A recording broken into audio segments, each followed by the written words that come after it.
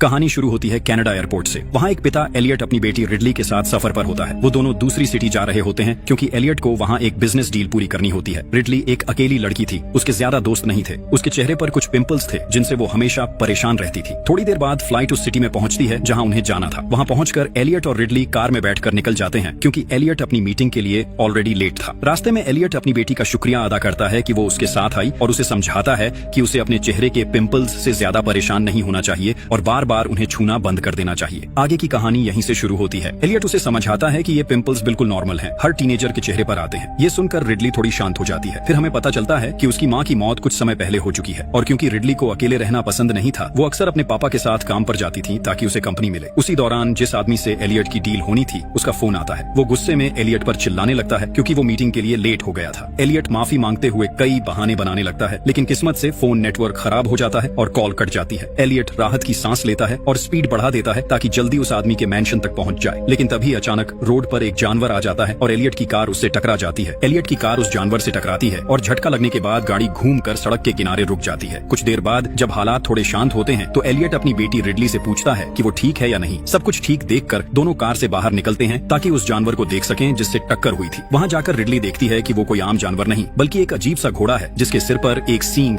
Horn लगा है। और सबसे चौंकाने वाली बात ये थी कि उस जानवर के घाव से नीला खून निकल रहा था। एलियट बहुत गुस्से में था क्योंकि अब वो मीटिंग के लिए और देर हो चुका था। लेकिन रिडली उस रहस्यमय घोड़े को देखकर हैरान रह जाती है क्योंकि उसने ऐसा प्राणी पहले कभी नहीं देखा था। उसी पल उस घोड़े का सींग हल्के नीले रंग में चमकने लगता है और बिना सोचे समझे रिडली आगे बढ़कर उस सींग को छू लेती है। जैसे ही रिडली ने उस घोड़े का सींग छुआ, उसे अचानक अजीब अजीब चीजें दिखने लगती हैं। कुछ ऐसे नजारे जिन्हें वो समझ नहीं पाती। उसकी आंखों के सामने सब धुंधला सा हो जाता है। लेकिन तभी वो एलियट की आवाज सुनकर होश में आती है। वो देखती है कि उसका पापा उस घोड़े को मार रहा होता है। रिडली चिल्लाकर उसे रोकने की कोशिश करती है, लेकिन एलियट उसकी बात नहीं सुनता और तब तक रुकता नहीं जब तक वो घोड़ा पूरी तरह मर नहीं जाता। थोड़ी देर बाद दोनों मिस्टर ओडेल के मैंशन पहुंचते हैं जहां एलियट को अपनी डील फाइनलाइज करनी होती है। लेकिन सबसे अजीब बात ये थी कि एलियट उस घोड़े की लाश को कार की ट्रंक में रख लाया था। मकान के बाहर गाड़ी रोककर एलियट नीचे उतरता है और मैंशन के अंदर जाता है। वहाँ उसकी मुलाकात ओडेल के बेटे शेपर्ड से होती है जिससे वो हाथ मिलाता है और फिर ओडेल की पत्नी से भी मिलकर अभिवादन करता है। आखिरकार एलियट ओडेल के कमरे में आता है और उससे देर होने के लिए माफी मांगता है। तभी पता चलता है कि ओडेल को एक गंभीर बीमारी है और अब उसके आखिरी दिन चल रहे हैं। एलियट बहाने बना रहा होता है ताकि ओडेल उसे माफ कर दे। तभी रिडली को आज घोड़े के साथ हुई सारी बातें याद आने लगती हैं। ओडेल ये नोटिस करता है और रिडली से पूछता है कि क्या वो ठीक है। रिडली झूठ बोलती है और कहती है कि वो बिल्कुल ठीक है। उसी वक्त शेपर्ड भी वहाँ आता है और रिडली से उसके चेहरे पर पड़े दानों के बारे में पूछता है। एलियट बीच में बोल पड़ता है और रिडली से कहता है कि वो बाथरूम में जाकर मुंह धो ले ताकि थोड़ा ठीक महसूस करे। असल में एलियट ऐसा सिर्फ उसे वहाँ से भेजने के लिए कह रहा था। एलियट नहीं चाहता था कि रिडली उसकी डील खराब करे या आज जो हुआ वो किसी को बता दे। जब रिडली बाहर निकली तो वो बार बार कार की तरफ देख रही थी और काफी घबराई हुई लग रही थी। उसी वक्त महल की एक गार्ड रिडली को देख रही होती है और उसे कुछ अजीब महसूस होता है। जब वो गार्ड कार के पास जाकर देखती है तो उसे यकीन हो जाता है कि कुछ गड़बड़ है या शायद कार के अंदर कुछ छिपा हुआ है। इसी दौरान रिडली बाथरूम में जाती है और चेहरा धोती है, लेकिन जब वो शीशे में देखती है तो उसे पता चलता है कि उसके चेहरे के सारे दाने गायब हो गए हैं। जब वो तौलिए पर नजर डालती है तो उस पर नीले रंग का खून लगा होता है जो यूनिकॉर्न का खून होता है। उसी वक्त ओडेल एलियट के साथ बैठा होता है और उसे बताता है कि उसने हर तरह का इलाज आजमाया लेकिन कोई फायदा नहीं हुआ। अब उसने हार मान ली है और मौत का इंतजार कर रहा है। ओडेल ये भी बताता है कि वो ये डील इसलिए कर रहा है ताकि मरने से पहले अपनी कंपनी और अपने परिवार की सुरक्षा पक्की कर सके। वो एलियट को अपने बेटे शेपर्ड की जिम्मेदारी भी सौंप देता है। दूसरी तरफ रिडली अब भी हैरान थी क्योंकि उसके चेहरे के सारे दाने लगभग गायब हो चुके थे, वो भी उस घोड़े के नीले खून की वजह से। थोड़ी देर सोचने के बाद उसे एहसास होता है कि उस घोड़े का खून जादुई है और इंसान के शरीर की हर बीमारी को ठीक कर सकता है। उसी वक्त एलियट की कार में रखा हुआ घोड़े का सींग हल्का हल्का चमकने लगता है। रिडली जब अपने पिता एलियट के पास लौटती है तो वो उससे कहता है कि उसे ओडेल के परिवार से मिलना चाहिए। रिडली मना कर देती है लेकिन एलियट उस पर जोर डालता है और बताता है कि ये डील उसकी जिंदगी की सबसे बड़ी डील होगी। रिडली उससे घोड़े के बारे में पूछती है तो एलियट कहता है कि अगर वो उसकी बात माने और ओडेल के परिवार से मिले तो वो उसकी हर इच्छा पूरी करेगा, यहाँ तक कि उसके साथ जाकर घोड़े को दफनाने तक के लिए तैयार है। लेकिन उनकी बात पूरी होने से पहले ही कार में अजीब हरकतें शुरू हो जाती हैं क्योंकि अंदर रखा घोड़ा हिलने लगता है। ये देखकर एलियट तुरंत ओडेल के पास जाता है, माफी मांगता है और बताता है कि उसे अब तुरंत निकलना होगा। एलियट अब रिडली को घर ले जाना चाहता है क्योंकि वो थकी और बीमार लग रही होती है। लेकिन ओडेल गुस्सा हो जाता है और कहता है कि एलियट हमेशा अपने वादों का समय नहीं निभाता। वो उसे समझाता है कि अगर अभी चला गया तो ये उसके लिए बहुत बड़ी बेइज्जती होगी। उसी वक्त एक गार्ड रिडली के पास आता है और पूछता है कि वो इतनी घबराई हुई क्यों लग रही है। रिडली जवाब देने ही वाली होती है कि तभी एलियट की कार से जोरदार आवाज आती है। सब लोग जल्दी से बाहर भागते हैं ये देखने के लिए कि क्या हुआ। अचानक घोड़ा फिर से जिंदा हो जाता है और कार को तोड़ने लगता है ताकि बाहर निकल सके। ये देखकर वहाँ मौजूद सब लोग डर और हैरानी से जम जाते हैं क्योंकि उस घोड़े का रूप बहुत अजीब और डरावना था। लेकिन उसी पल गार्ड तुरंत घोड़े पर गोली चलाती है और उसे वहीं मार देती है। उस वक्त एलियट बिल्कुल घबरा जाता है और समझ नहीं पाता कि क्या करे। फिर वो ऑडेल और उसके परिवार को सब कुछ बता देता है, रास्ते में उनके साथ क्या क्या हुआ और वो घोड़ा वहाँ कैसे पहुँचा। सब एलियट की बात सुनकर हैरान रह जाते हैं। कोई समझ नहीं पा रहा था कि वो जीव असल में घोड़ा था या यूनिकॉर्न। तभी रिडली भी सच बताने का फैसला करती है। वो ऑडेल से कहती है कि उसी यूनिकॉर्न के नीले खून ने उसके चेहरे के दाने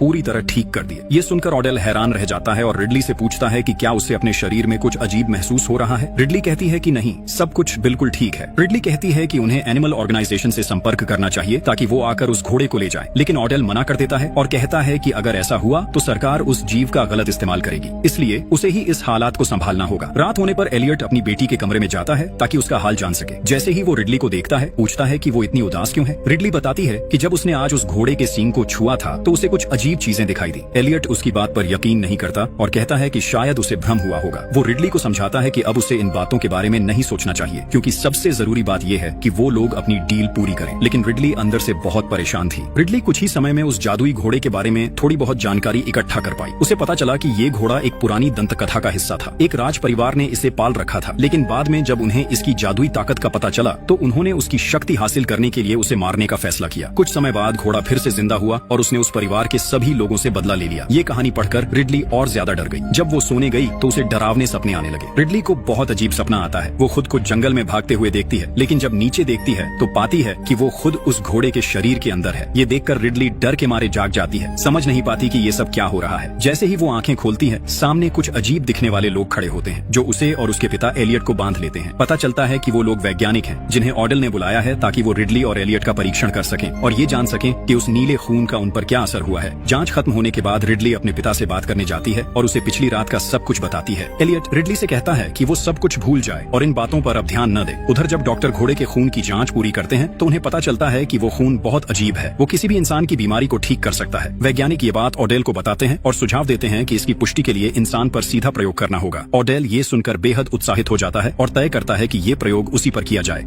थोड़ी देर बाद डॉक्टर जादुई खून तैयार करते हैं और ऑडेल को इंजेक्शन लगा देते हैं। ये सब देखकर रिडली परेशान हो जाती है, उन्हें गलत ठहराती है और वहाँ से निकलकर जंगल में चली जाती है ताकि थोड़ा सुकून पा सके। इधर जब वैज्ञानिक घोड़े के शरीर की जांच शुरू करते हैं तो उन्हें पता चलता है कि उसकी नसें अब भी काम कर रही हैं। इसका मतलब था कि वो लोग उस घोड़े से और लंबे समय तक खून निकाल सकते थे। दूसरी तरफ रिडली जंगल में घूम रही होती है। चलते चलते उसे महसूस होता है कि कोई उसे देख रहा है। वो इधर उधर देखती है लेकिन वहाँ कोई नहीं होता। डर के मारे वो तेजी से भागती है और घर लौट आती है। रात में एलियट ऑडेल का हाल जानने जाता है और पूछता है कि अब वो कैसा महसूस कर रहा है। ऑडेल बताता है कि उसे अब काफी बेहतर लग रहा है और लगता है कि इलाज असर दिखा रहा है। ये सुनकर एलियट बहुत खुश हो जाता है और उसे जल्दी ठीक होने की शुभकामनाएं देता है। उधर रिडली अब भी उस जादुई घोड़े के बारे में और जानकारी जुटाने की कोशिश कर रही होती है। तभी ऑडेल का बेटा शेपर्ड उसे देख लेता है। शेपर्ड रिडली की मदद करने का फैसला करता है। वो उसे अपना प्रिंटर देता है ताकि वो घोड़े की सारी तस्वीरें और जानकारी प्रिंट करके आराम से उनका अध्ययन कर सके। जब शेपर्ड रिडली की मदद करके वहाँ से निकलता है तो अचानक सामने उसका पिता ऑडेल खड़ा होता है। अब वो पूरी तरह ठीक दिख रहा होता है और उसकी सेहत पहले जैसी नहीं बल्कि और बेहतर लग रही होती है। ऑडेल तुरंत सारे डॉक्टरों को इकट्ठा करता है और उन्हें आदेश देता है कि जितना हो सके उतना नीला खून उस घोड़े से निकाल ले ताकि ये इलाज हमेशा उनके पास रहे और वो खुद इसका इस्तेमाल कर सके। वो ये भी कहता है कि अगर ये इलाज दुनिया के सामने आया तो इसकी कीमत आसमान छुएगी, लेकिन डॉक्टर उसे रोकते हैं और बताते हैं कि ये संभव नहीं है क्योंकि इस खून की एक समय सीमा होती है, उसके बाद वो बेअसर हो जाता है। उधर रिडली जो कुछ देर पहले ऑडेल के साथ हुआ वो सब देखकर डर गई थी, लेकिन फिर भी उसने हिम्मत जुटाई और अपने रिसर्च पर वापस लौट आई ताकि वो जान सके कि उस हॉर्स के साथ असल में क्या हो रहा है। कुछ घंटे बाद रिडली को बहुत खतरनाक जानकारी मिली। वो सीधा ऑडेल के पास गई और उसे ध्यान से सुनने को कहा। रिडली ने बताया कि जो मेडिसिन ऑडेल ने लिया है वो बहुत स्ट्रॉन्ग है और असर तो करता है, लेकिन अगर उसने उसकी डोज ज्यादा ली तो उसकी जान जा सकती है। रिडली ने यह भी बताया कि सदियों से लोग उस हॉर्स के खून का इस्तेमाल करते आए हैं, ठीक वैसे ही जैसे अब ऑडेल कर रहा है, लेकिन हर बार उनका अंत बहुत बुरा हुआ क्योंकि वो हॉर्स फिर से जिंदा हो जाता था और उन्हें मार डालता था। जैसा कि उम्मीद थी, ऑडेल ने उसकी किसी भी बात पर ध्यान नहीं दिया। उसने उल्टा उसे कहा कि वो इस हॉर्स को पूरी दुनिया के सामने दिखाएगा और उसे इस मामले में दोबारा बोलने की जरूरत नहीं है। ऑडेल के ऐसे बर्ताव से रिडली बहुत आहत हुई। थोड़ी देर बाद ऑडेल की वाइफ रिडली के पीछे आई। उसने रिडली को दिलासा दिया और कहा कि वो कोशिश करेगी कोई हल निकालने की। इसके बाद रिडली गुस्से और दुख में अपनी कार में जाकर बैठ गई क्योंकि उसके फादर इलियट ने भी उसकी बातों पर भरोसा नहीं किया और ऑडेल के सामने उसका साथ नहीं दिया। दूसरी तरफ ऑडेल और बाकी डॉक्टर्स ने हॉर्स को तैयार किया। उन्होंने उसे एक बैग में बंद किया ताकि उसे मैंशन से बाहर ले जाकर शहर में पहुंचा सकें। जब ऑडेल और डॉक्टर्स हॉर्स को ले जाने की तैयारी कर रहे थे तभी अचानक पूरे मैंशन की बिजली चली गई। उसी वक्त डॉक्टर डॉक्टर्स के पास जो डिवाइस था उसने बहुत तेज सिग्नल देना शुरू कर दिया। इस सिग्नल का मतलब था कि हॉर्स अब भी जिंदा है। उधर रिडली जो कार में बैठी थी नीचे उतरी और जब उसने आसमान की तरफ देखा तो वहाँ अजीब रंग नजर आ रहे थे। एलियट तुरंत डॉक्टर्स के पास गया ताकि पता लगा सके कि क्या हो रहा है, लेकिन कोई भी डॉक्टर कुछ समझ नहीं पा रहा था या जवाब नहीं दे रहा था। अचानक एक डॉक्टर की मौत हो गई। उसे हॉर्स के सींग से वार किया गया था। एलियट ने जब ध्यान से देखा तो उसे पता चला कि जिसने डॉक्टर को मारा वो कोई और हॉर्स था, वो नहीं जिसे उन्होंने आज मार दिया था। गार्ड्स ने हॉर्स पर लगातार गोलियां चलाई लेकिन उस पर कोई असर नहीं हुआ। वो हॉर्स बहुत ताकतवर था और एक एक करके सारे गार्ड्स को मारने लगा। एलियट ने ये सब देखा तो तुरंत अपनी बेटी रिडली को आवाज दी और कहा कि वो कार में बैठकर वहाँ से निकल जाए। रिडली जैसे ही कार में बैठी हॉर्स उस पर टूट पड़ा और पूरे जोर से कार पर हमला कर दिया। बाकी गार्ड्स ने भी अपनी एडवांस्ड वेपन्स से उसे रोकने की कोशिश की लेकिन कोई फायदा नहीं हुआ। तब रिडली कार से बाहर निकली और जान बचाने के लिए भागने लगी, लेकिन हॉर्स उसके पीछे लग गया और पीछा नहीं छोड़ा। आखिर रिडली एक स्टेबल जैसे घर में जाकर छिपी पर हॉर्स वहाँ भी पहुँच गया। अजीब बात ये थी कि जैसे ही हॉर्स रिडली के करीब आया वो अचानक शांत हो गया। उसका सींग तेज रोशनी में चमकने लगा और उसी पल कुछ अजीब होने वाला था। रिडली ने धीरे से हॉर्स को छुआ, तभी एक फीमेल गार्ड वहाँ पहुँच गई और बाकी गार्ड्स के साथ मिलकर उस हॉर्स पर गोलियां बरसाने लगी। आखिरकार हॉर्स वहाँ से भाग गया और सब तरफ शांति छा गई। जब हालात थोड़े संभले तो सब लोग वापस मैंशन के अंदर आ गए। वहाँ रिडली अपने फादर एलियट पर गुस्सा हो गई। वो चिल्लाकर बोली कि उसने उसे कई बार चेतावनी दी थी लेकिन उसने कभी उसकी बातों पर भरोसा नहीं किया। एलियट फिर भी उसकी बातों को नजरअंदाज करता रहा और हमेशा ओडेल के पीछे चलता रहा। रिडली ने उनसे विनती की कि वो लोग उस हॉर्स को उसके पेरेंट्स के पास वापस छोड़ दें। उसने कहा कि यही एक तरीका है सब कुछ रोकने का, लेकिन वहाँ मौजूद किसी ने भी उसकी बात पर ध्यान नहीं दिया, बल्कि ओडेल ने तो इसके बिल्कुल उलट फैसला कर लिया। ओडेल ने फैसला किया कि वो अब इन सारे मैजिकल हॉर्सेस का शिकार करेगा। इसके बाद उसने कुछ हंटर्स की टीम बनाई और सबको लेकर जंगल की ओर निकल पड़ा ताकि इन हॉर्सेस को पकड़ सके। एलियट भी उनके पीछे जाने की तैयारी कर रहा था, लेकिन रिडली उसके पास आई और उसे रोकने की कोशिश की। उसने रोते हुए कहा कि वो जंगल में न जाए, लेकिन हमेशा की तरह एलियट ने उसकी बात नहीं मानी। उसने कहा कि वो ओडेल को अकेला नहीं छोड़ सकता। इसी बीच शेपर्ड डॉक्टर के पास गया और उससे हॉर्स के खून का सैंपल ले लिया। वो सोच रहा था कि अगर वो इस खून का इस्तेमाल करेगा तो उसे बहुत ताकत मिल जाएगी और वो किसी भी खतरे का सामना कर पाएगा। शेपर्ड ने उस खून से एक खास लिक्विड बनाया और उसे खुद पर इस्तेमाल करना शुरू कर दिया, लेकिन ऐसा करते ही उसके साथ अजीब चीजें होने लगी। उसका शरीर बदलने लगा और वो खुद नहीं समझ पा रहा था कि उसके साथ क्या हो रहा है। उसी समय रिडली भी कुछ भयानक महसूस करने लगी। रिडली कार में बैठी और वहाँ से भागने का सोच रही थी, लेकिन आखिरी पल में उसने अपना फैसला बदल दिया। वो अपने फादर को अकेला छोड़कर नहीं जाना चाहती थी। उसी वक्त रिडली ने आसमान में एक अजीब सा चमकदार लाइट देखा। वो तुरंत कार से उतरी और दौड़कर मैंशन के अंदर गई ताकि अपने रिसर्च पेपर्स देखकर समझ सके कि ये लाइट क्या है। कुछ देर खोजने के बाद रिडली को सच्चाई पता चली। वो घबरा गई और तुरंत अपने फादर एलियट को कॉल किया। उसने कहा कि वो लोग तुरंत मैंशन वापस लौट आएं, क्योंकि हॉर्स ने जंगल में उनके लिए एक जाल बिछाया है। अगर वो उस जगह तक पहुंचे तो उनमें से कोई भी जिंदा नहीं बचेगा। लेकिन एलियट ने उसकी कॉल नहीं उठाई। तब रिडली भागकर मैंशन के गार्ड के पास पहुंची और उसे हालात की गंभीरता समझाई। उसने कहा कि उन्हें अभी के अभी कुछ करना होगा, नहीं तो सब कुछ खत्म हो जाएगा। रिडली ने गार्ड से कहा कि वो तुरंत जंगल में मौजूद सब लोगों से कांटेक्ट करे, क्योंकि वो इस वक्त बहुत बड़े खतरे में है। उधर डॉक्टर हॉर्स के सींग को काटने की कोशिश कर रही थी, लेकिन अजीब बात ये थी कि वो सींग लगातार चमक रहा था, जैसे उसमें कोई एनर्जी भरी हो। दूसरी तरफ एलियट को आखिर रिडली के मैसेजेस मिल गए, लेकिन अब बहुत देर हो चुकी थी। तभी वो हॉर्स उनके सामने आ गया और उसने सारे हंटर्स पर हमला कर दिया। वो एक एक करके सबको मारने लगा। एलियट ने खुद को बचाने के लिए नाइट विजन गॉगल्स का इस्तेमाल किया, जिससे उसे हॉर्स की एग्जैक्ट जगह दिख गई। उसने ओडेल को पकड़ा और दोनों किसी तरह भागने में कामयाब हो गए। वो जंगल से निकलकर मैंशन तक पहुंच गए, लेकिन खतरा अभी खत्म नहीं हुआ था। वो हॉर्स उनका पीछा करते हुए मैंशन तक पहुंच गया और अंदर घुस आया। एलियट और ओडेल जैसे ही मैंशन से भागने की कोशिश कर रहे थे, तभी उनके सामने एक और हॉर्स आ गया। अब दो हॉर्सेस ने मिलकर ओडेल को चारों तरफ से घेर लिया। ओडेल ने अपनी चालाकी दिखाई और उन हॉर्सेस से शांत आवाज में बातें करने लगा। वो उनसे अच्छे शब्दों में बात करता रहा, जिससे एक हॉर्स थोड़ा शांत हो गया। लेकिन जैसे ही ओडेल ने अपना हाथ उसके सींग पर रखने की कोशिश की, पीछे से दूसरा हॉर्स आया और उस पर हमला कर दिया। ओडेल की वही मौत हो गई। उसी वक्त रिडली छोटे हॉर्स को लेकर आई। उसका इरादा था कि वो उसे उसकी माँ और पिता के पास लौटा दे, ताकि वो दोनों शांत हो जाएं और इंसानों पर हमला करना बंद कर दें। लेकिन एलियट अब भी इस बात से सहमत नहीं था। इतना सब देखने के बाद भी उसने रिडली की बात नहीं मानी। उसने कहा कि वो पुलिस को बुलाएगा और वही लोग इस समस्या को सुलझाएंगे। लेकिन जैसे ही उसने फोन निकाला, नेटवर्क पूरी तरह से गायब हो गया। सब लोग अब डरने लगे थे और ओडेल की वाइफ ने भी एलियट से कहा कि उन्हें रिडली की बात माननी चाहिए। उसने कहा कि सबसे सही यही होगा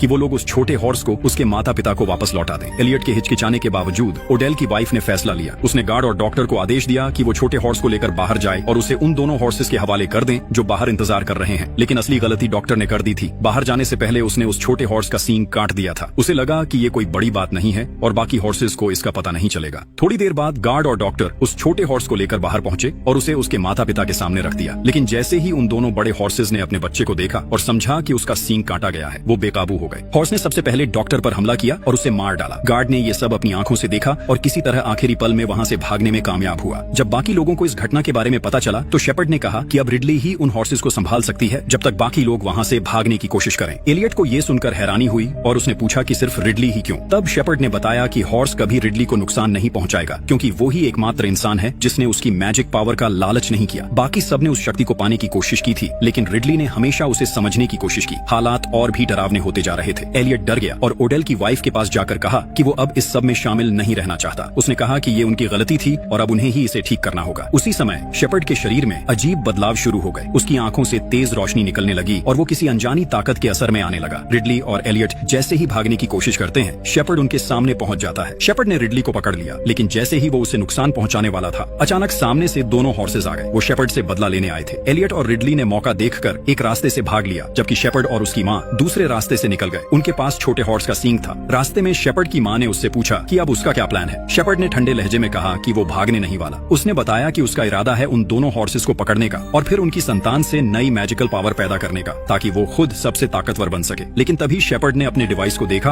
और हैरान रह गया। उसमें हॉर्स का सींग गायब था। तभी सच्चाई सामने आई कि एलियट ने ही वो सींग चुरा लिया था। एलियट अब रिडली के साथ बैठा था। वो बहुत पछता रहा था और अपनी बेटी से माफी मांग रहा था। एलियट ने आंसू भरी आंखों से रिडली से कहा कि उसने हमेशा काम को ज्यादा अहमियत दी और उसकी बातों को कभी नहीं सुना। वो बार बार उससे माफी मांगने लगा और बोला कि उसे अब एहसास हो गया है कि वो हर वक्त गलत था। उसकी बातों ने रिडली को गहराई से छू लिया। वो रोते हुए अपने पिता के गले लग गई। उसी समय शेपर्ड और उसकी माँ हॉल में पहुंचे ताकि एलियट और रिडली को ढूंढ सकें। थोड़ी देर पीछा करने के बाद उन हॉर्सेस ने शेपर्ड की माँ को पकड़ लिया और उसे मार डाला। दूसरी तरफ एलियट ने रिडली को बैल्कनी में बंद कर दिया ताकि हॉर्स उस तक न पहुंच पाए। वो खुद आगे बढ़ा और जानबूझकर उन हॉर्सेस के सामने दौड़ने लगा ताकि उनका ध्यान अपनी तरफ खींच सके और रिडली को भागने का मौका मिल सके। रिडली ने कई कोशिशों के बाद आखिरकार बैल्कनी से बाहर निकलने में कामयाबी पा ली। जैसे ही वो बाहर आई, उसने देखा कि हॉर्स उसके पिता एलियट के पीछे दौड़ रहा है ताकि उसे मार सके। रिडली दौड़ने ही वाली थी कि अचानक शेपर्ड सामने आ गया। उसके हाथ में एक तीर धनुष था और उसने रिडली को धमकाया कि वो उसके साथ चले। रिडली मजबूरी में शेपर्ड के साथ कोर्टयार्ड तक चली गई। वहाँ उनके पास छोटा हॉर्स भी था। उसी वक्त हॉर्स का पिता वहाँ पहुँच गया। वो बहुत गुस्से में दिख रहा था और बदला लेने के मूड में था, लेकिन जैसे ही उसने रिडली को देखा, उसका गुस्सा धीरे धीरे शांत हो गया। वो उसके पास आया और उसके पैरों के पास झुककर लेट गया, जैसे उसे उस पर भरोसा हो। शेपर्ड ने इस मौके का फायदा उठाया। वो तुरंत आगे बढ़ा और हॉर्स के पैर में रस्सी बांध दी ताकि उसे काबू में कर सके। रिडली ने उसे रोकते हुए कहा कि वो बहुत बड़ी गलती कर रहा है और ये काम उसे नहीं करना चाहिए, लेकिन हमेशा की तरह शेपर्ड ने उसकी बात नहीं सुनी। वो घमंड से बोला कि उसे पता है वो क्या कर रहा है और कोई उसे रोक नहीं सकता। तभी अचानक उन्हें एक और आवाज सुनाई दी। वो हॉर्स की माँ थी। सबकी नजरें मुड़ गईं और उन्होंने देखा कि एलियट उसके साथ था। वो छोटे हॉर्स के सींग का इस्तेमाल करके उस पर काबू पा चुका था, लेकिन हैरानी की बात ये थी कि जैसे ही वो हॉर्स रिडली के करीब आई, वो भी शांत हो गई और उसके पैरों के पास लेट गई। रिडली के आसपास आते ही दोनों हॉर्सेस पूरी तरह से शांत हो गए थे। शेपर्ड ने फिर मौका देखकर दौड़ लगाई और माँ हॉर्स के पैरों में भी रस्सी बांध दी। ये देखकर एलियट का गुस्सा फट पड़ा। उसने हाथ में पकड़ा सींग शेपर्ड पर जोर से दे मारा, लेकिन शेपर्ड अब इंसान नहीं रहा था। उसके शरीर में हॉर्स का खून था जिसने उसे बहुत ताकतवर बना दिया था। उसने एलियट का वार रोक लिया और उसी के तीर से पलटकर एलियट पर हमला कर दिया। एलियट जमीन पर गिर पड़ा और रिडली घबराकर उसके पास दौड़ी। वो जोर जोर से रो रही थी क्योंकि एलियट बुरी तरह जख्मी था और लगातार खून बह रहा था। लेकिन इससे पहले कि वो कुछ कर पाती, शेपर्ड ने फिर से हमला करने की कोशिश की। उसने हॉर्स का सींग उठाया और एलियट को खत्म करने के लिए आगे बढ़ा। उसी पल हॉर्स का पिता अपनी रस्सियों से आजाद हो गया। वो पूरी ताकत से दौड़ा और अपनी टांगों से शेपर्ड को जोरदार लात मारी। शेपर्ड हवा में उछल गया और जमीन पर गिरते ही वहीं मर गया। एलियट अब अपनी आखिरी सांसें ले रहा था। उसने रिडली का हाथ पकड़ा और धीरे से कहा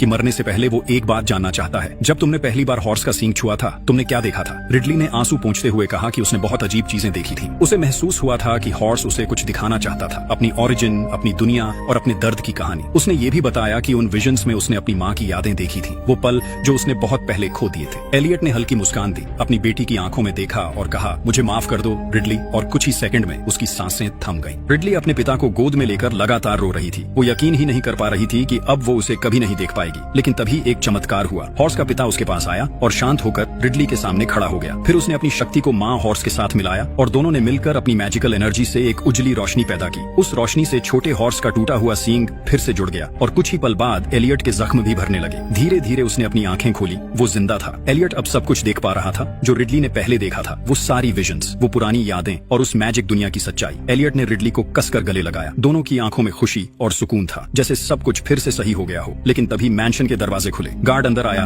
और उसके पीछे पुलिस थी। उन्होंने चारों तरफ देखा, लेकिन वहाँ अब कोई हॉर्स नहीं था। पुलिस ने एलियट और रिडली को पकड़ लिया और उन पर इल्जाम लगाया कि उन्होंने ही ओडेल के परिवार को मारा है। लेकिन एलियट और रिडली को अब किसी बात का डर नहीं था। वो बस इस बात से खुश थे कि उन्होंने उन मैजिकल हॉर्सेस की मदद की और उनकी दुनिया को बचा लिया। तभी चौंकाने वाली बात हुई। उन हॉर्सेस ने एलियट और रिडली को सजा देने के बजाय उनकी मदद करने का फैसला किया। उन्होंने अपनी ताकत का इस्तेमाल करके पुलिस की नजरों से उन्हें गायब कर दिया और उन्हें सुरक्षित जगह पर पहुंचा दिया। इसी के साथ कहानी खत्म होती है। एलियट और रिडली आजाद हैं और मैजिकल हॉर्सेस फिर से अपने जंगल लौट जाते हैं और यहीं खत्म होती है फिल्म। अगर आपको कहानी पसंद आई हो तो चैनल को जरूर सब्सक्राइब करें और नए वीडियोस के लिए जुड़े रहें।